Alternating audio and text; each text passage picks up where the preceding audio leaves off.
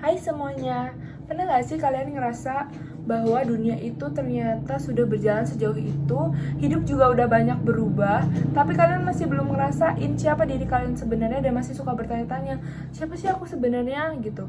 Tapi menurut aku hal itu adalah hal yang manusiawi karena aku pun sering merasa seperti itu. Tapi setelah aku belajar tentang pendekatan filsafat eksistensialisme, aku jadi tahu bahwa ternyata manusia itu diciptakan tanpa makna bawaan.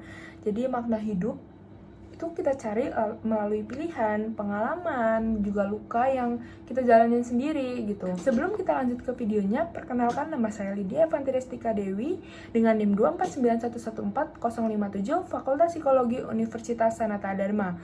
Video ini saya buat untuk pemenuhan tugas ujian tengah semester pendidikan agama kelas AL. Esensinya tuh kamu punya mimpi. Karena meskipun itu terwujud atau enggak, tapi punya mimpi ini yang buat kamu bangun. Jadi dari video itu aku mengutip salah satu kalimat, mimpi itu belum tentu terwujud, tapi esensinya bukan di situ, melainkan esensinya kamu punya mimpi. Karena meskipun itu nggak tercapai, mimpi itulah yang bikin kamu masih bangun setiap paginya dan berjuang melakukan hal yang sama yang mungkin kamu anggap selama ini adalah hal yang membosankan. Kata-kata itu sebenarnya singkat tapi dalam banget buat banyak orang, termasuk generasi-generasi Gen Z yang sering meremehkan meremehkan segala usaha karena hasilnya itu tidak tercapai.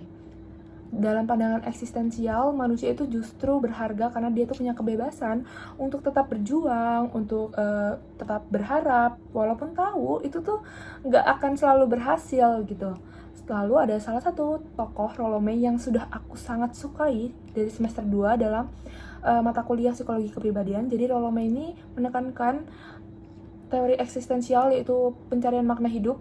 Jadi ada satu kalimat yang sangat-sangat aku sudah simpan, yaitu the courage to be. Jadi itu bermakna tentang keberanian kita berdiri dengan diri kita sendiri di tengah banyaknya ketidakpastian yang akan terjadi.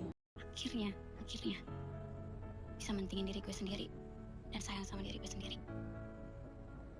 Dari video tersebut, bagian itu menunjukkan momen penting dalam perjalanan eksistensial seseorang. Saat seseorang sudah berani jujur dengan dirinya sendiri. Aku sepertinya udah tidak mau itu. Aku sebenarnya sudah menolak hal itu. Itu yang disebut dengan autentisitas. Maaf teman-teman. Keberanian untuk berhenti hidup demi memenuhi ekspektasi orang lain dan mulai hidup dengan kesadaran diri.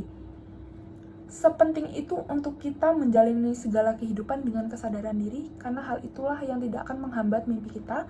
Dan juga dalam konteks lintas iman, sikap kayak gini juga sejalan dengan nilai penting dalam banyak agama, bahwa mencintai diri sendiri bukan egois, tapi justru mensyukuri hidup yang diberikan oleh Tuhan.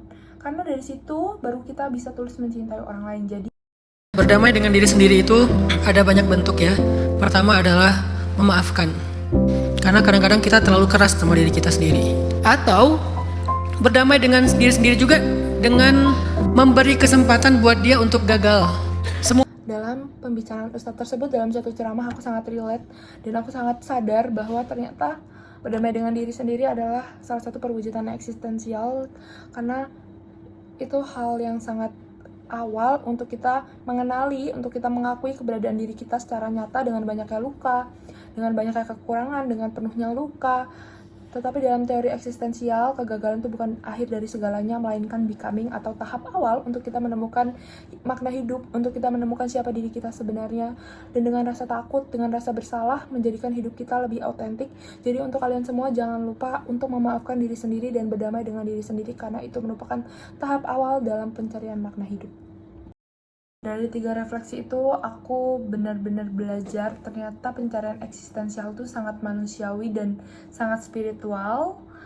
Agama dan eksistensi sama-sama ngajarin aku buat menemukan makna di tengah penderitaan, kesalahan, dan keterbatasan. Bahwa hidup itu bukan cuma tentang menjadi sesuatu, tetapi tentang menjadi seseorang yang tumbuh, yang berjuang, yang bisa berdamai dengan dirinya sendiri untuk mencari makna kehidupan. Mungkin kita nggak akan pernah sepenuhnya tahu siapa diri kita sebenarnya, tapi justru di perjalanan mencari itulah kita menemukan maknanya, dan disitulah menurutku letak kehadiran Tuhan dalam hidup manusia. Sekian video pemenuhan tugas ujian tengah semester dari saya. Semoga bermanfaat bagi kalian semua. Terima kasih.